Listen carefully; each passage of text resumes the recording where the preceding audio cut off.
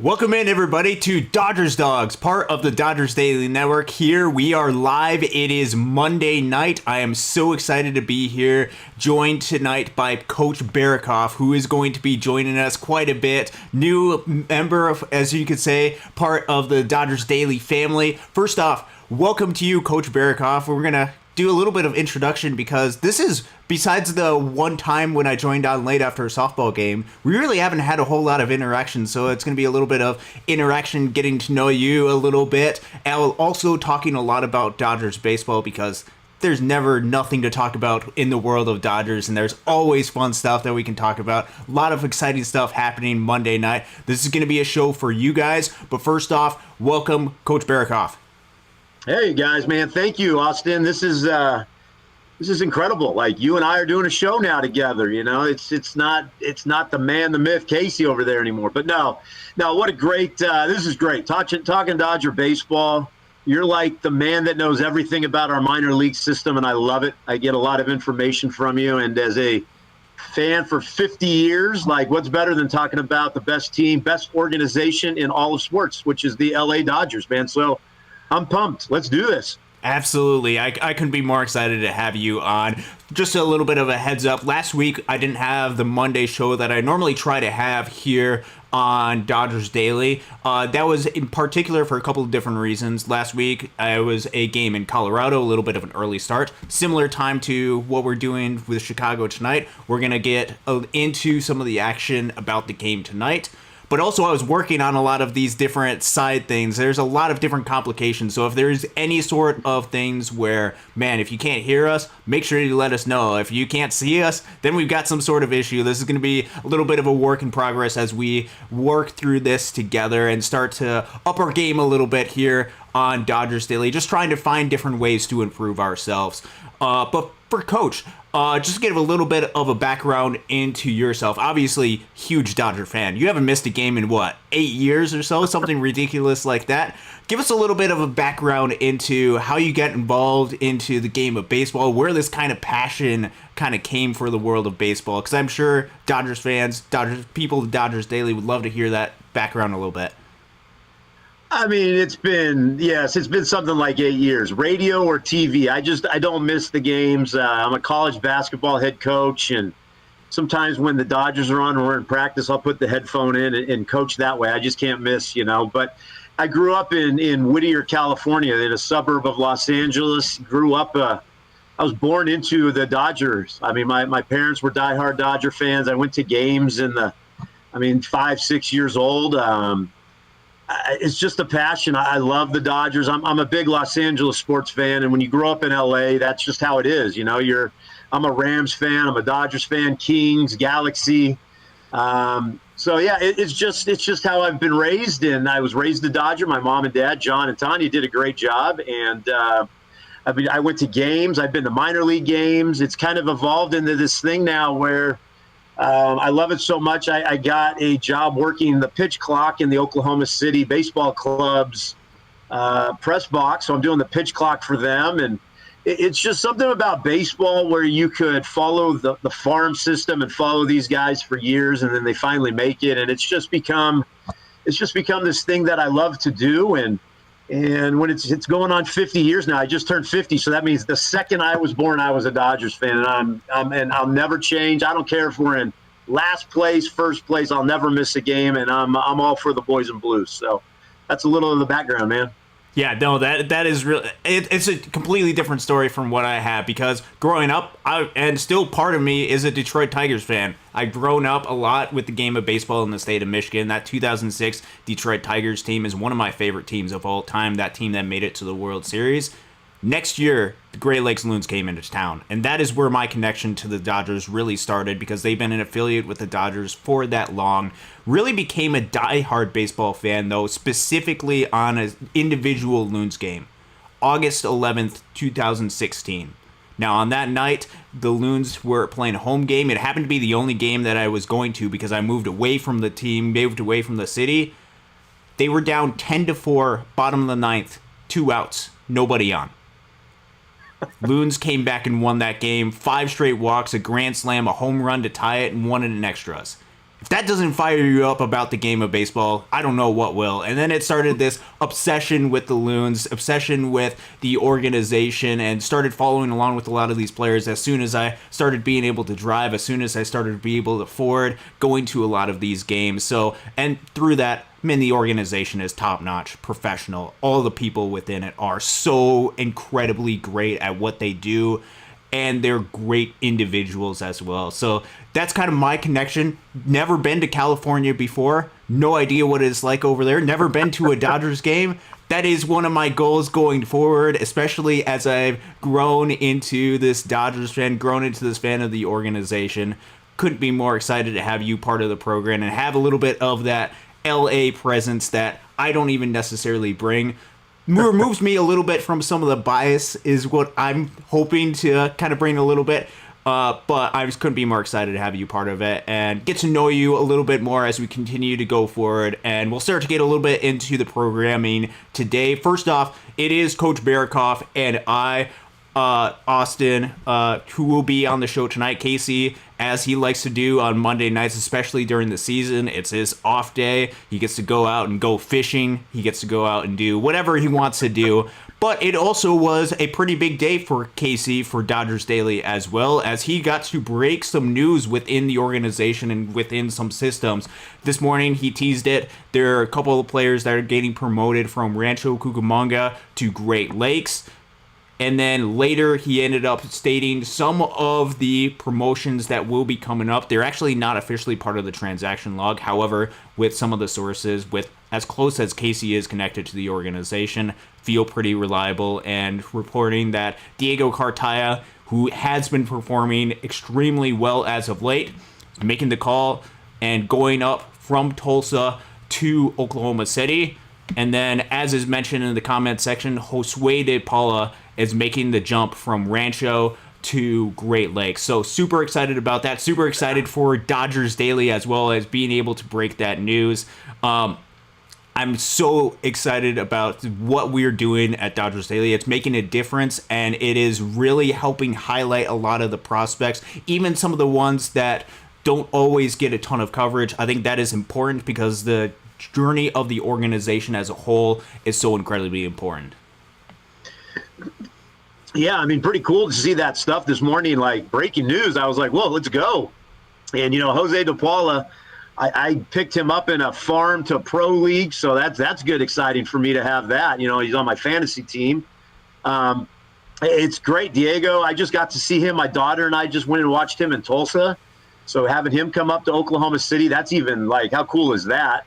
I got to watch him firsthand, and now he's going to be up. I'll get to watch him in the press box. And no, that's pretty Dodgers Daily, man. This is what it's about. This is great stuff, man. We're killing it.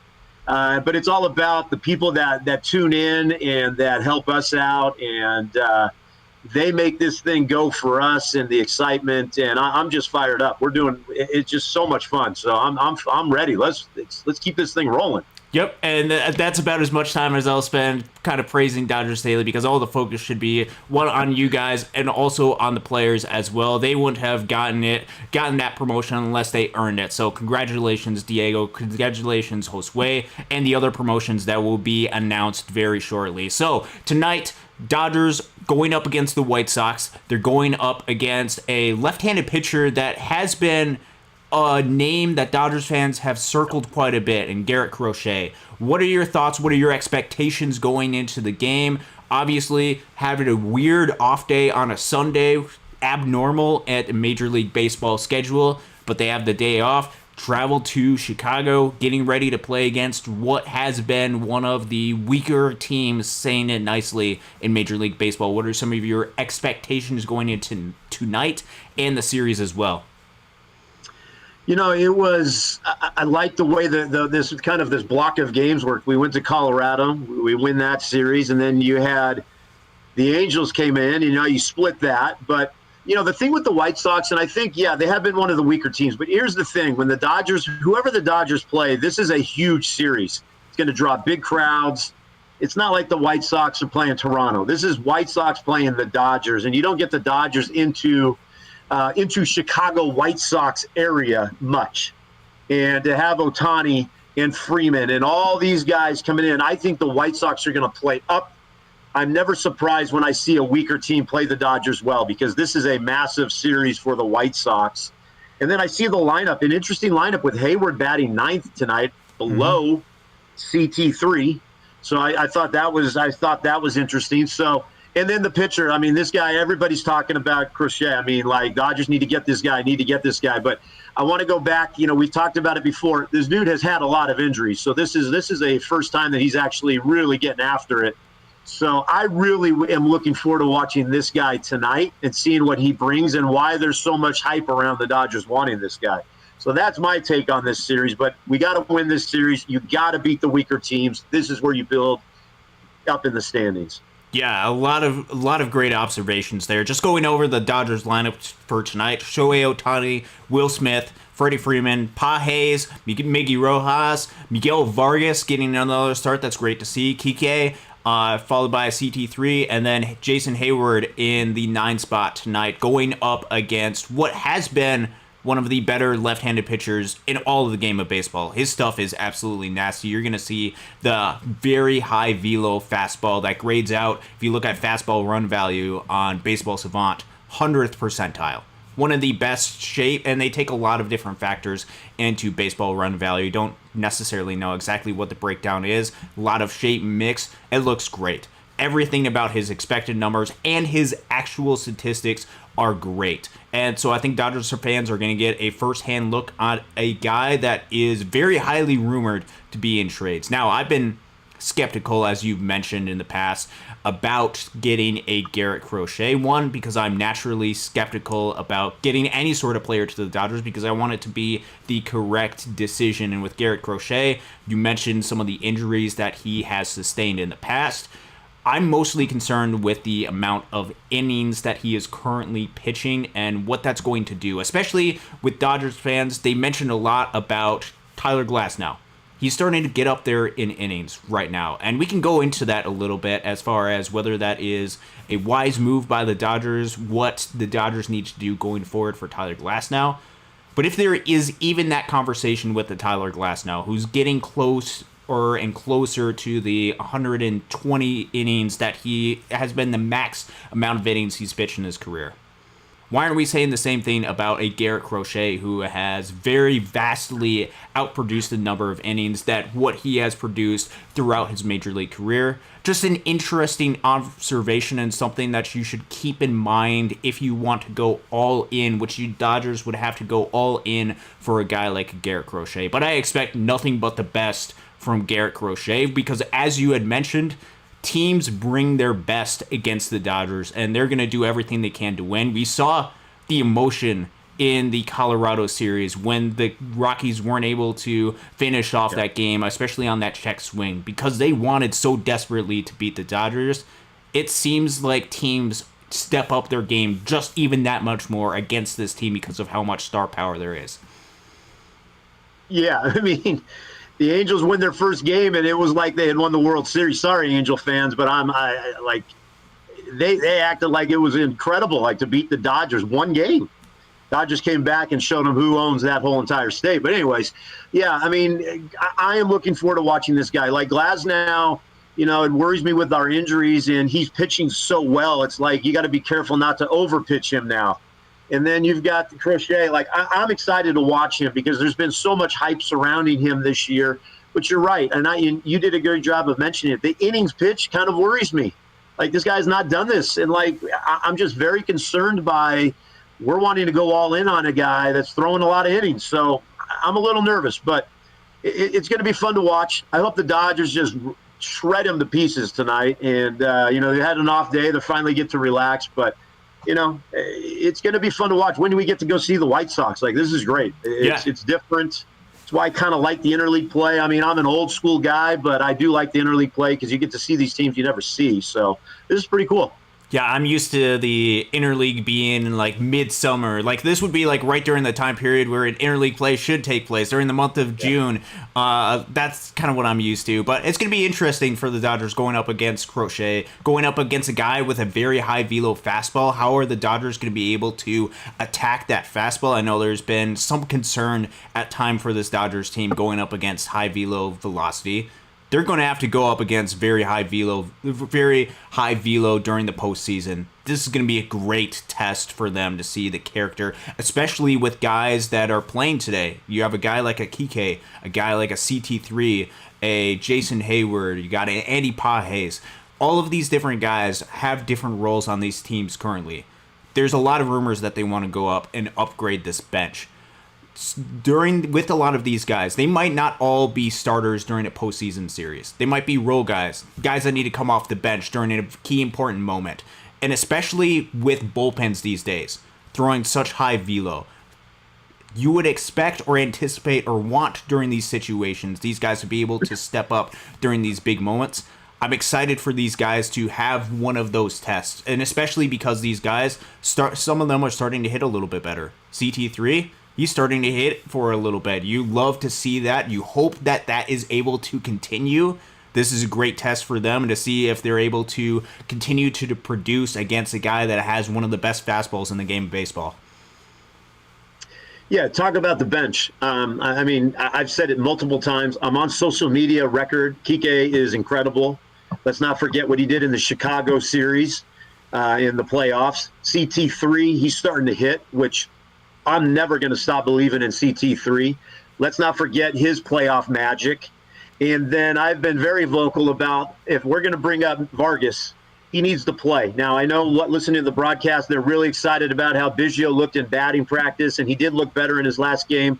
But let's bring up Vargas. Let's let this dude play. I'm for every single Dodger. If Biggio's a Dodger, I'm going to be rooting for Biggio. Yeah. But I'm also been following Vargas since we first got this guy and watched him through Tulsa and OKC, and the OKC people up in the press box love this guy. And it's like, if we're going to bring him up, let's get him at bats. Let's see what he can do. And you talk about we need to go after bench depth, but I think we've got what we need right here. I am going to go on record saying I like what we have. I think we need pitching, but I like CT3, Kike, Vargas.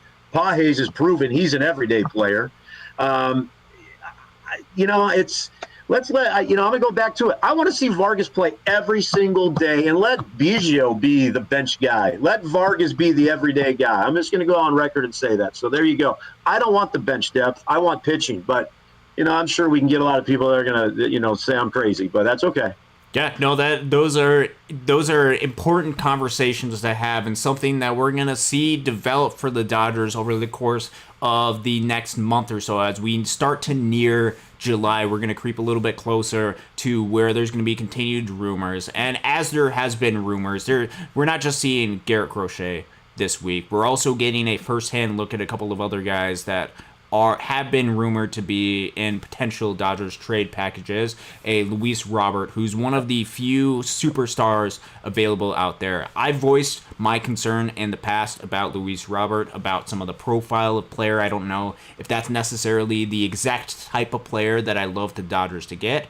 There also is a shortstop there, which if you have concern about the shortstop, this could be a guy to keep an eye out for with the Paul DeJong. He does not fit the mold of the type of player that I'm looking for. The one area that I could see potentially for the Dodgers if they were to go out and get him, and this is particularly if they want to move a Mookie Betts back to second base, which I'm not entirely convinced that they're going to do that as of now, but that could be something that they look forward to. If they wanted to do a exact platoon split with Miggy Rojas and Paul DeJong, there is a vast difference as far as the production so far this season with Paul DeJong versus right-handed pitchers and left-handed pitchers. He is actually, this season, which surprisingly enough, because he's a right-handed hitter, significantly better against right-handed pitching to the course of a 123 or so WRC+. He doesn't walk. He strikes out a ton, not fitting in the mold that I would typically look for. But if that's exactly what they're looking for and they want to continue to give Miggy Rojas some rest, I could understand potentially that move. Not saying that it's going to happen at all, but I think during the course of this week, you're going to be able to see him play a little bit, particularly against the Dodgers. And I know he just had the base running mistake that cost the White Sox the game the other day against Detroit when he ran past second over to third and was kind of nonchalant when there was 1 out instead of 2 outs. That still is a player to at least keep an eye on during the course of this week as we near the trade deadline. So that's some important things. So you had mentioned that you're fairly confident with a lot of the different bench players. Where does a lot of your confidence stand with this team? Where are some of your concerns with a lot of the roster so far? Well, we're up 17 games on over 500. That's pretty doggone good to me. We're sitting at almost 8.5 over the team, down by the Mexican border down there, the Padres. I don't know. Maybe it's just my fandom in me. I just love CT3 and Kike. I love their versatility: left, center, second, third, short. You could play them anywhere. And I like that they're versatile. And they always come up big in the clutch moments. And yes, they're both not hitting great right now. And people think I'm crazy because I call Kike the best player in baseball, and everybody thinks I'm an idiot. But that's okay. I will never stop believing in Kike and CT3. I like their versatility. I like what they have done for us in the past in the playoff baseball. They have been in the playoffs. They've been in the thick of things. I feel as a manager, I would feel comfortable putting them in if you need them for something. That's just me, though. And I know a lot of people would probably think Coach Barikoff is crazy, but I like the record and what they have done in the history with them being Dodgers. That's why I like them. I don't trust Paul DeJong. I don't trust him. Luis Robert, that guy's a superstar. Awesome. I don't trust him. Kike, CT3, these are Dodgers. They've been in the playoffs. They've been through the heartbreak. They've been world champions. I like them in a deep run in the playoffs. But that's just me, and that's what's beautiful thing about being a Dodger fan. I mean, you could throw out a lot of names. Bo Bichette is a name. It's just it's hard for me right now to look at organizations and general managers and say, you know what, I want to give Dodgers even more without getting something spectacular from our farm system. And I'm not ready to do what other teams have done and just unload all of these talented guys that we have for some guys that I don't trust. And I don't trust some of the names that are being thrown out there. So that's just me. I trust CT3 and Kike. And yes, you can give me their averages and what they're doing right now, but I know what they've done in the playoffs. I know what they've done. I don't know what some of these other guys have done wearing our Dodger colors. So that's just me. And again, I speak purely maybe as a crazy fan, but that's me. Yeah, and this is a really good conversation because this is particularly when you've had a couple of disappointing playoff outings. You want to try to figure out exactly what is going to be the best mix and the best mold to go out there and go ahead and win a playoff game. And so the question becomes, you have a great culture. I think Dave Roberts does a great job with these guys, loves his players. I don't think there's any doubt about that. And I think Kike Hernandez, CT3, have both played a critical role for this Dodgers team going forward. The question for this Dodgers team is going to be, what is the best mix and the best players and best roster that you can put out there to win a World Series? And I think that is the real question for the Dodgers. Not saying that it's not going to be with Chris Taylor and Kike Hernandez. I think there's a lot of reasons, financially being one of them, but also because of their past performance, because of the clutch moments that they've done, and because some of them are starting to hit a little bit more. We're going to have to wait and see, and the Dodgers are going to have to make some tough decisions because what I don't want the Dodgers to be in the complete mindset of is, well, these guys have done stuff in the past and had some big moments. Let's just throw them out there because we're comfortable with them. Yeah. Comfortable is not the place that the Dodgers need, because being comfortable puts you in a place where you can start being comfortable getting eliminated in the NLDS for 3 straight years and 4 straight years. I don't want the Dodgers to necessarily be comfortable. I want them to be the best team that they possibly can. Chris Taylor, Kike Hernandez, great players. They could be part of that. We're starting to see some signs that CT3 might be hitting out of it, and I think the Dodgers are going to give him at least till the end of July to be able to prove himself and see if he can get completely out of it. And with Kike Hernandez, I think they have a really important role in mind and very important. That is just something to keep an eye out for if you're a Dodgers fan and if you're part of this Dodgers organization. Don't always rely, and this could be just because I'm a little bit outside of the organization, mostly from the minor league level is where I'm connected. Don't always rely on that nostalgia. Go in and try to get some of the best players that you possibly can, which it's very likely with the Dodgers because of how much talent they are. Some of the guys that you bring in might not be better than the guys that you have in-house. Awesome, great points. I mean, I like how you threw stuff right back at me. And I think that's the thing. Dodger fans, we don't want to be comfortable.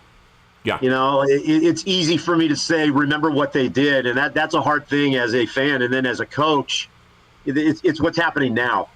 And that would be the counter to my argument, and it's a great counter. And it's nothing that I have where I could say, you know what, you're right. Like, I don't have anything to back up what I'm saying except for what they have done in the past. Nostalgia always gets me. Mm-hmm. But, the hard thing is last year in Game 1, Kershaw gives up 6 runs in Game 1. Freddie doesn't hit. We need something like if you're going to bring in guys, we need guys that are going to push a superstar like Freddie, like push Mookie. I don't know what that mix is. Yeah. That's where I don't want to get comfortable. Like, I got comfortable last year going into that game, and then we were down 6-0 immediately, and Freddie does nothing. Mookie, struggles. Like, that's where my nervousness is. We have these guys. I think we focus so much on CT3 and Kike. Like, we need our superstars to hit in the playoffs. I think it's so easy to forget that. But, like, if we bring in bench depth, we need that bench depth to push these starters and give us something else if that's the route we're going to go. And for me, and I probably speak for other Dodger fans that get attached to these guys, somewhere down the line the Dodgers are going to break my heart. They broke my daughter's heart by Justin Turner leaving. She cried, and, she's in college. So, that's what got her in love with the Dodgers. But it's going to happen, and I will be okay with that. And I go back to this statement.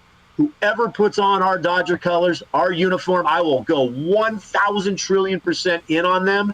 Even if they get rid of somebody that I love, I'll still support my dudes, and I'll go to bat for those guys. But you're right. Nostalgia gets me every time. Oh, and I face the exact same way because I have to check I have personal and relationships with a lot of these guys within this system. I have a bias with a lot of these guys. Doesn't mean that I'm not going to bring facts in. I'm not going to showcase how talented these guys are, but I also want to make sure that that is in check with some of the desires and health of the organization as a whole and wanting to get to a place where they can go ahead and win a World Series. I think that is critically important, something that the Dodgers are going to have to evaluate, try to find the best mix. I have my different type of mold that I think would fit well with this team. I don't know if it's necessarily the superstar type players. The Dodgers have superstar level players, and I think it's some of those guys that can extend the lineup a little bit more and turn it to where if you have Shohei at leadoff or if you have Mookie at leadoff, it can extend it to some of those guys. I'm looking for some of those type of players if you were to add to this offense. And just a quick note, I know there's been a couple of questions in the comments section. Obviously, Teoscar Hernandez isn't part of the lineup tonight. It has been announced via X is what I looked it up. He is in the Dominican Republic right now for some personal reasons. He should be back tomorrow. So it is nothing of concern for Teoscar. Dave Roberts is not making this choice intentionally or out of malicious intent, I should say. It's just one of those things where he needs to take care of some personal stuff. Wish him nothing but the best. He'll be back tomorrow, and hopefully we should be in the lineup. I think even without him, the Dodgers present themselves in a good way and put themselves in a good position going forward to win this game, even if they're going up against a really good pitcher against Garett Crochet. Yeah, we could sit here and I read a lot of the forums. I read a lot of the Twitter story, the X account. I read a lot of that stuff. Who knows? They might bring in somebody that we have not even thought of because the Dodgers front office is so good at what they do and so detailed and so right on the money with what fits inside that clubhouse. It's probably going to be somebody we're not even thinking of, players that we're not even thinking of that they're willing to part with. So it's exciting. It's exciting. We're 8.5 up. But you're right. I don't want to sit back and say we're going to be all right because we have thought this for the last few years. And I don't want to do that. But I'm excited to see what we do. I'm excited to see who they get with the trade deadline. So it's exciting, and Dodgers are going to go and win this series. I have full faith. So we're going to be good. Yeah, I think we're going to be good. I think we're going to be in a good position. Dodgers already way above 500 right now, well in position in first place in the National League West. You absolutely love to see it. Today, we are already talked about a little bit of the starting lineup, just some important observations. Kike playing third base. He's getting a lot of time at third base. Chris Taylor's getting some time at second base as well. A little bit of a interesting, cool to see CT3 get some time at second base. Dodgers looking through potential options right now, trying to put the best lineup out there. You're looking for some of those guys to continue some of the momentum, particularly with CT3, that he's starting to build. So that's good to see. It was great to see Gavin Lux even get the home run during the game on Saturday. That was great to see him hitting for a little bit of power. So some good observations there. As far as the state of pitching is concerned with the Dodgers, you had mentioned a little bit earlier in the show that you might be a little bit more concerned about pitching. How are you feeling about pitching? Is it something where just, man, pitching always seems to be chaotic, unpredictable, injuries all the time? What are some of your thoughts as far as where the Dodgers are at with the world of pitching?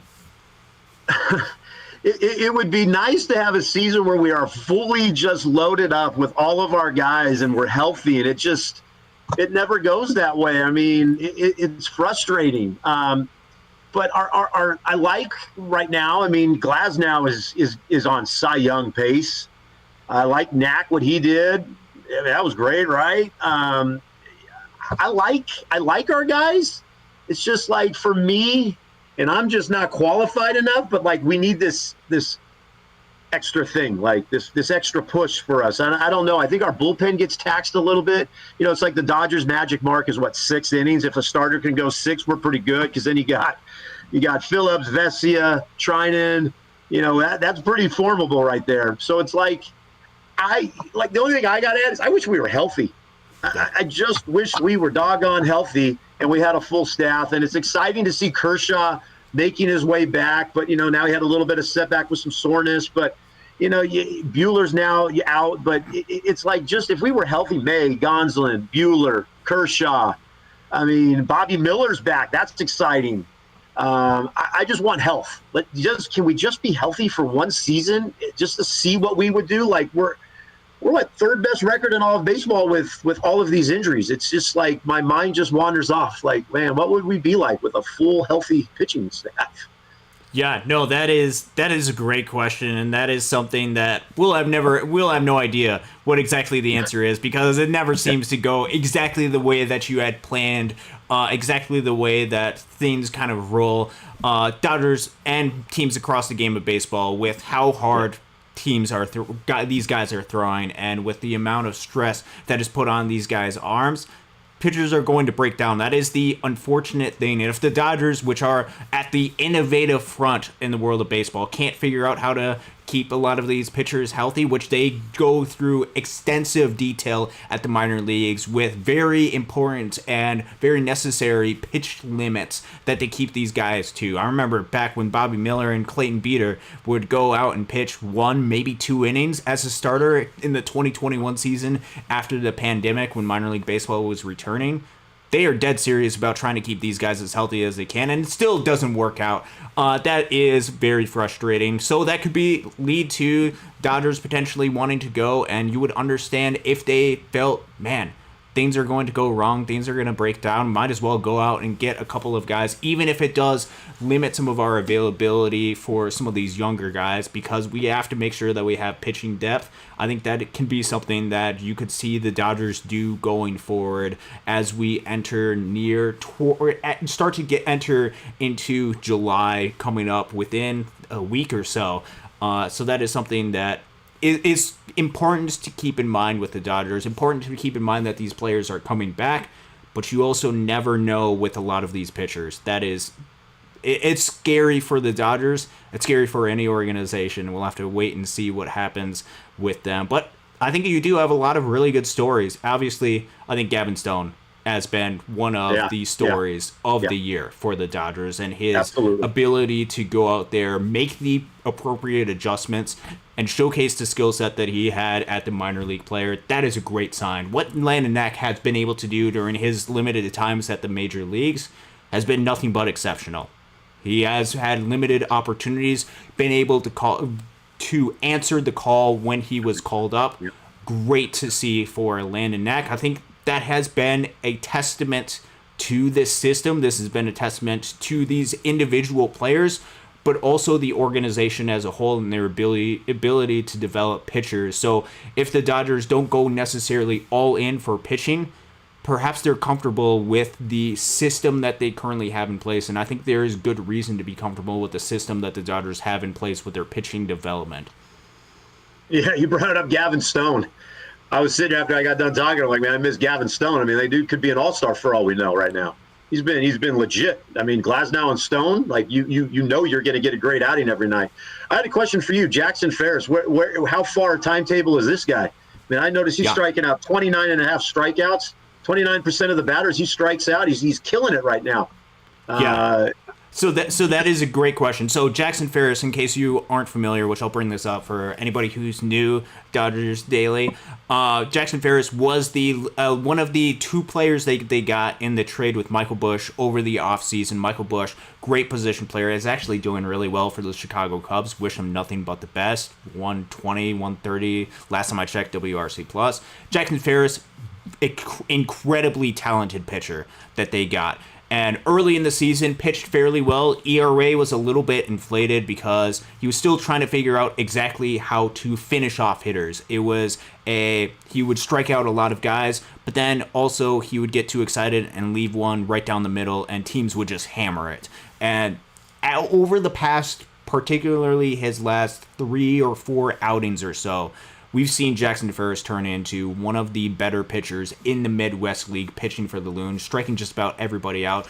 His most recent appearance, he finished 6 innings. The appearance before, he went 5 1/3, pitched into the 6th inning, ran into trouble when he got into the 6th inning. His development is going further and further. He's getting more comfortable. He's learning how to attack hitters. His breaking ball is dropping down. He's going to be incredibly exciting to watch continue to develop. I wouldn't be too terribly surprised if he gets the promotion to Tulsa sometime relatively soon. That is no inside information on me. I don't get the inside information. That's all Casey when he gets offered that. But the way that Jackson Ferris is pitching, he's pitching incredibly well. Still going to be some time for him, but as we've seen with a guy like one guy who could be called up sometime relatively soon. I only say that because he made the jump to the AAA level. Justin Robleski. If you're looking for a left-handed starting pitcher, he's your guy to look at. Dominant left-handed pitcher. He has the guts to go out there. And especially during those big moments, he shows up.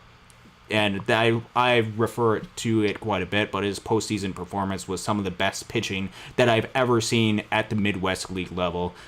He's just goes out there and absolutely is an absolute dog. Throws 99 from a left-handed starter. No, it's not great extension, but that's absolutely legit. He'd be one of the guys to look out for. A lot of great guys in this system, though, to keep an eye out for. So, excited to be here. Dodgers Dawgs, part of the Dodgers Daily Network. Haven't gotten into any of the comments which we're going to take you to the top of the hour where it will be 4 o'clock Pacific. That way you guys can tune in to Sportsnet LA, get into all of the pregame festivities for the Dodgers. Make sure that we promote that. But should we get into some of the comments a little bit? Yeah. Make sure that we actually interact with some of the people that support the show. So thank you very much for tuning in. It is humbling every time that we are able to join a crowd and be able to tune into this conversation. I'm so excited to have Coach Barikoff be part of this venture, be part of what we're doing here at Dodgers Daily. So we're going to go back. I know I'm way far behind on the show, but we're going to get caught up with these. We're going to do a little bit of rapid fire if we can. So Showtime LA showed up early. You got to get some of your questions answered. First off, he says super excited for Diego Cartaya and Josue de Paula getting the promotion, and he's hoping that Josue de Paula gets promotion to AA this year. Selfishly, I loved Josue de Paula to be part of a Great Lakes playoff run. Hopefully they're able to make that playoffs during the second half. That's just me, but I understand for the development of Josue and the further advancement for him, that'd be great to see him get called up to the AA level at some point. He's going to have to earn it, though, and he's going to have a good chance, especially during this week against the first place Lake County captain. So it's going to be a fun week to be able to watch some of those games, especially because those games are actually broadcast now.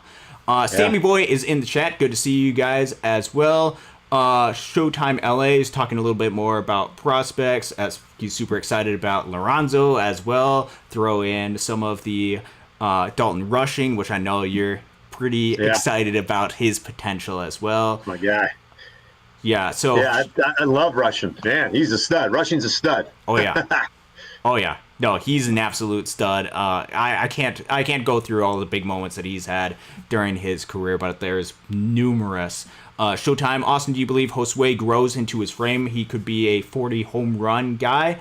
I'll have to wait and see. I haven't had as many eyes on him since he's been at Rancho, but I'm going to be at games, particularly next week. They'll be in West Michigan, so I'm sure I'll be at those games, get a little bit to see Josue de Paula. I know there's a lot of excitement and a lot of rumors about him potentially growing into that power more, and you combine that with a lot of his plate discipline.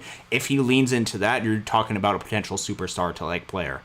That is unreal, and especially for this organization that drafts so low, even though he was an international signing, their ability to identify guys and develop them into those type of players, I would have no doubt that they'd be able to turn Josue de Paula into some type of great player. Not to say that Josue de Paula isn't already a great player. He has a 128, I believe last I looked, WRC+, 28% better than the California League average. There's very good reason why he's already called up. He's so good. Yeah, I'm a big fan. I keep trying to get my brother to go after his cards. So, I mean, I'm like, that's a guy you want to target. I've watched him enough. I love the way he looks, and he's young, and he's going to fill into that frame. He just looks like a superstar. Now, I'm not going to say he's going to be a superstar, but he's got that look of a superstar. And I'm a huge fan. And then Dalton Rushing's a stud. Back to Cartaya. It's exciting because he almost has what do they call the prospect fatigue, that we've talked about him so much, and it's nice to see him take that next step up to AAA. And he's been coming on lately, but I mean, if you look at his current average, it's not great, but all the tools are there. I like this kid a lot. It's great to see him finally take that next big step. It's an interesting move. I would love to know why they brought him up. But I'm pumped. I mean, we've heard a lot about him, a lot about Cartaya. I mean, a lot about him. So, and Keibert Ruiz, it's almost like we traded Keibert Ruiz in that big deal so Cartaya could have that little bit of a path. So it's an interesting move for me. Yeah, it's an interesting move. Diego Cartaya hitting much better as of late. Look, last year was a complete struggle with him. I don't think there's any question or any doubt about that. He's raised his average up this season to 236. He has 5 bombs. Right now, he currently sports a 111 WRC+, 11% better than the Texas League average hitter. So I think that is worthy of promotion. He's been down there for quite a while. So super happy for Diego, who continues to work incredibly hard, and excited that you're starting to get incredibly invested in a lot of these guys, a lot of these players within the system as well, starting to get to know a lot of these stories. I'm sure it's been quite a journey for you, starting to get a little bit more acclimated with the guys at the minor league level and get excited about that. Yeah, I'll be honest. That's kind of where, like, I was a Dodger, like the Dodgers, and then I just dived into the minor league system, and it was really, my brother deals with cards quite a bit, like young players, and gets them cheap, because you figure out about these guys early on, and reading Baseball America, that's kind of what got even more my passion about the Dodgers, was the farm system and learning about all these guys and then following their journey. And it was all because my brother was like, hey, who do you know? Like, who should I buy early? Like, whose autograph 10 should I get? So that's kind of where it's kind of developed. But, yeah, you're right. Our system is great to follow. I love that you knew about Jackson. He's a stud pitcher. I just keep getting all this information about him. And it's exciting, man. We've got some great players. It's just constant, and especially for where we draft all the time. you've got. I mean, we've got one of the best systems in all of baseball, and we never have a high-end pick ever. Pretty cool. That is exactly the name of the game as to why the Dodgers have been able to sustain this success. Yes, you can point to the financial resources. A lot of teams have money, and not all of them invest in their players. In fact, I would say a lot of them don't invest in players and trying to build the best system that they can to win. Dodgers do that, but they also combine that with a great player development system. So that has allowed the Dodgers over the past decade plus to consistently put out a winning product. Analytics play a role in that. Coaching plays a role into that. Every single aspect in the game of baseball can't be overlooked. And just going through some of the comment section, I know a lot of people are frustrated with the bench. You can't have a bunch of position players that, as some people have said, can't really hit. Don't necessarily disagree with that. We're going to wait and see how the Dodgers and how these individual players are doing. Look for individual roles for each one of these guys. For example, a Jason Hayward goes up pretty exclusively against right-handed pitching. I know he's playing tonight against the lefty Crochet. I think that's probably why the Dodgers have him in the 9 spot in the lineup, just because he's going up against a dominant left-handed pitcher. Look for guys that have individual roles and guys that can sustain the offense and roll it over to the superstars. I think those are going to be the types of players that the Dodgers are going to be looking for. So perhaps players that have platoon splits, perhaps guys that perform well in high leverage situations. Stuff like that you could be looking for to equate out to a really solid bench. Not necessarily looking for all 26 12-year players being superstar players. That would be wonderful. That's not going to happen in the game of baseball. Look to fill out your roster as best as you can and put the right guys out there so you have the optimal ability during the correct situations. So I'm guessing a lot of comments are they're not liking my Kike CT3. Are we getting comments about that? I can't I'm just see scrolling through the chat, and I think that's just from back there as far as some of the performances, which totally fair, and I think there should be people that fight for Kike Hernandez and CT3 because the Dodgers, I mean, they don't have an unlimited amount of money, but they also want to make sure that they are making the correct decisions. And if there's a good argument to be had that some of their guys that are currently on their roster or currently in their system are the correct players, and that just because a guy's on another team doesn't mean that they're the correct player or that they're going to fit well within the clubhouse. Be a little bit of a disruption. I'm not anticipating or calling out anybody specifically, but those are things that you have to keep in mind if you're the Dodgers. Yep. Yeah, no doubt. I mean, if we made a lot of money, we'd be in that front office with the Dodgers, but we're just here. I'm always curious to see what all the people are saying, and I love that they're talking about the farm system. I love that we want depth. Like, that's all good stuff. That's all what we as fans we hope for. We hope for these great trades and these big moves by the Dodgers because we are the Dodgers. We're expected to do that. So I totally get everybody's opinions on that, and I guess I'm Mr. Nostalgia over here. But anyways, no, you're totally fine, and I think there's some good comments, like even Tomatley being honest and be like, I was for the CT3 contract, and I was too. I can't win them all at the end of the day, and I don't see it as reason for wavering on him. We'll have to wait and see what happens. And Craig Osterberg, big promoter of this program and big associate and big partner with a lot of different Dodgers podcasts. Love all of the different Dodgers podcasts, what they're able to present.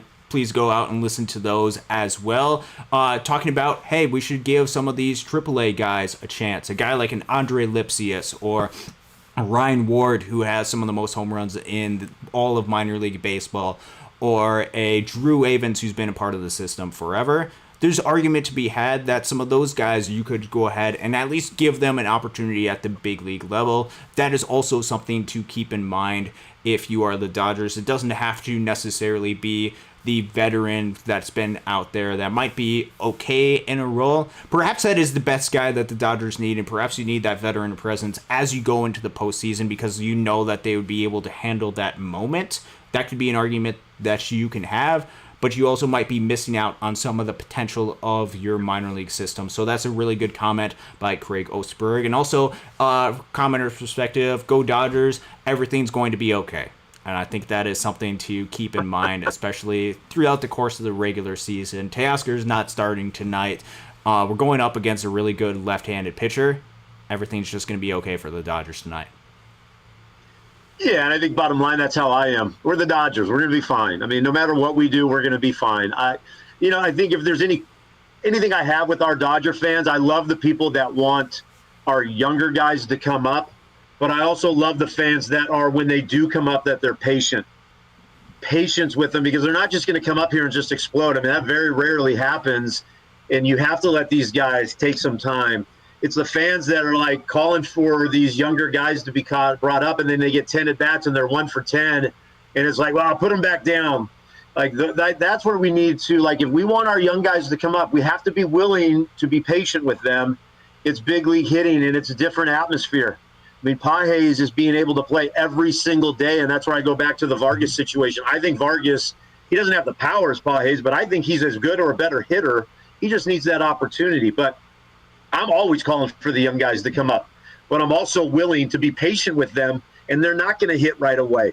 They're not going to be this crazy superstar right away. We have to be patient with that. So if we're going to start saying, let's bring these guys up, let's also take a step back and say, it's going to take a little bit of time. It's exciting, yes, to see them up, but let's be patient with them. Let's not be too hard on them early, because when they don't hit, we don't want to just send them right back down like that. We don't want it to be an up and down circus for them. So that's just my fan talk there when we see that. So yeah, that is critically important to keep in mind, to be patient, to be aware, to be honest with these players, to be honest when they're performing well, but also honest when they are struggling and things that they need to work on. Baseball is it's such an incredibly difficult game. And these guys go through a ton. They fight, they grind. You talk through any one of these guys, and their stories are legit. They go through a ton, and they fight so incredibly hard for this. To see all of their journeys has been so incredibly cool. But also, Dodgers want to, and they need to win a World Series. With how much money they've invested during the course of this offseason, which I think that has given Dodgers fans, or at least should give Dodgers fans, reason to believe that the Dodgers are going to do whatever they can, no matter what situation pops up, do whatever they can to try to help fix this team. I know there's been a lot, and with Miguel Vargas, great to see him perform. Just want to make sure that is out there. I want to see him continue to get at bats, as you had mentioned, continue to see what he is able to do. I know I had mentioned in the past, and this is when he was getting 1 start, maybe 2 starts, spending most of the time on the bench before he got sent back down, and then re-promoted again after the Mookie injury. I want to see Miguel Vargas, and if Miguel Vargas has a role and has an opportunity to perform on this team, I'm all in. I've been promoting in the past about the idea of that the Dodgers potentially needing an outfielder. If you can have a Miguel Vargas and a Jason Hayward tandem in the outfielder, lefty versus right, maybe that is the best situation for the Dodgers, especially if they're dealing with concerns of injury, or, as it mentioned in the comments section, Max Muncy is going to be out for quite a while. I don't know when that's going to be. There's hope that he could come back at some point late in this season, but how is he even going to do once he is back, especially if he's out there fielding third base every single day? I don't know what the answer is to that. And it's also difficult because infielders are a lot more difficult to find in the trade block than outfielders. You can find some outfielders that would be able to produce for you. Just interesting observations, and curious to see what the Dodgers are going to do going forward with that situation. I'm excited to see Miguel Vargas get another start tonight. Gets to go up against a really good pitcher, and so it's going to be a real challenge for him. He's hitting 321, Austin. Yeah. Hayward is hitting 239 and only has 11 more RBIs than Vargas. So, I mean, I'm a big J-Hay fan. I love the dude. That's Freddie's. I mean, you got to take care of Fred. That's Freddie's best friend on the team, him and Mookie. But yeah. Vargas is hitting 321. Now, I know it's a very limited at bats, but like my mind just wanders off on the Miguel Vargas train, like 321. Get him 60, 70 more at bats. I bet you he's going to hit. The dude has been known to hit, and that's what he does. So it's like I'm I'm excited to see him in there today. I'm excited to see him going against the stud tonight. So I'm pulling for Vargas, man. I will never stop just saying that. So, and he's probably going to break my heart. He's probably going to be involved in some crazy trade. So, anyways. Well, we'll have to wait and see what happens. The Dodgers have a lot of talented players within their farm system. They could sell high on if you're not a super believer in the prospects being able to come up and produce. Coming up and producing at the big league level is difficult, and it does take time, and not all of these guys can or will probably become big league players. Doesn't mean the journey isn't worth following, but perhaps the Dodgers want to go ahead and do that. You'd have to find unique ways to open up spots at this roster, but there's a lot of exciting action for this Dodgers team as we enter the last couple minutes of the show. I mentioned it at the beginning of the show. Casey was able to break Diego Cartaya getting the jump up to Oklahoma City, as well as Josue de Paula getting the jump up to Great Lakes. As you can see, probably with my hat, if you don't know, this is a Great Lakes Loons hat, the high A affiliate of the Dodgers. I'm pretty excited about that, being able to see him put on a Loons uniform. Exciting action within that system. No need to be concerned about the Teoscar being out of the lineup tonight. You should be back tomorrow as well. But there's a lot of interesting action, different things about the prospects as well. We're putting you to work a little bit as well, as far as getting you to do a little bit of research with some of the prospects. What can Dodgers people that tune into Dodgers Daily fans, or just Dodgers fans in general, I think is a better way to describe them, be expecting from you, and who are some of the guys that perhaps you're excited about or excited to dig into a little bit more? So there's three guys. I've been on record. Day one, Henry Vargas. Love him. He's hitting 320 right now. Love the kid. Here's two names, though, and everybody's talking about it. Alexander Albertus, he's 19. He's hitting 342, 7 doubles, 26 ribbies right now down in Arizona. And then Eduardo Quintero, an 18-year-old, hitting 359 with 12 stolen bases. He's an outfielder. I cannot wait. I'm trying to find film on these guys. I'm trying to get involved, somehow get in touch with these dudes. I don't know. I'm a college basketball coach. Somehow my college basketball connection is going to get me involved even more. But I'm trying to find out more, give us more information about the 18, 19-year-olds, the Dominican guys, the international prospects that we have. We're loaded down there, loaded with talent. And it's exciting. It is exciting to dig in. Jose Mesa is another guy. Big name. I love the kid. He's an outfielder. But those are some names that I'm kind of tracking. But the Vargas kid, Henry Vargas, I think that kid is a superstar. 6'4" shortstop. I mean, come on now. Short L.A. De La Cruz. I might say that. There's a comp if you want a comp. I don't know if he's got the same speed, but the same body type. There you go. There's 4 names to track. Vargas, Mesa, Albertus, and Quintero. Love those guys. Yeah, and those should be names. I'm going to guess that a majority of the audience that we have, which I actually don't know the breakdown of where people are from, Dodgers fans, international. They could be all over the world, and we're so excited about that. Probably a lot of people from Southern California, though, that have the ability to go to Rancho Cucamonga, to go to a lot of these Quakes games. For the names that you had mentioned, have not had a chance to watch any sort of film during the complex games during the Dominican Summer League, the Arizona League. Be sure to keep an eye out, an ear out for some of these guys, because I think they could be getting the call up at some point, whether that be later this season, whether that be next season. These are all very talented guys in this system that are going to be called up, that are going to make their way coming up pretty soon through the system. So super excited. Monday night, Dodgers Dawgs, part of the Dodgers Daily Network. You guys have been absolutely phenomenal. I'm so incredibly appreciative of you guys, the fans that have poured into Dodgers Daily and made it what it is today. We could not have done anything that we do without that. I'm appreciative of the opportunities that I've had here at Dodgers Daily and will continue to have as we bring in, step up the technology a little bit, brought in Coach Barikoff. Coach, any last final comments before we tune out for the show and get ready for Dodgers fans to tune in to Sportsnet LA, start to get ready for some of the pre-game activities, some of the pre-game talk that they have over there?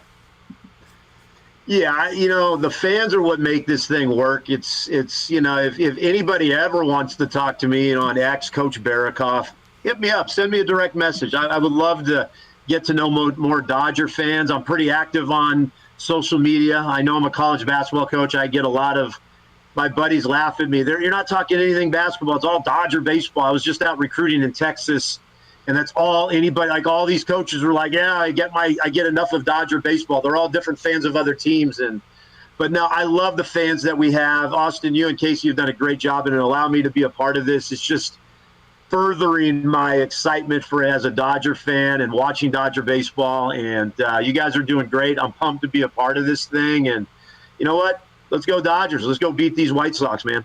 Yeah, we've got an important game against the Chicago White Sox, or at least the Dodgers do, going forward tonight. They are going up against one of the guys that the Dodgers fans in general, and baseball fans, the baseball world is looking out, Garett Crochet. And it won't just be Dodgers and White Sox fans looking out for the game. And it's not just the Dodgers that are looking into whether they are looking into Garett Crochet. A lot of teams around the game of baseball looking to see what he is able to do against the Dodgers, against this really talented Dodgers lineup.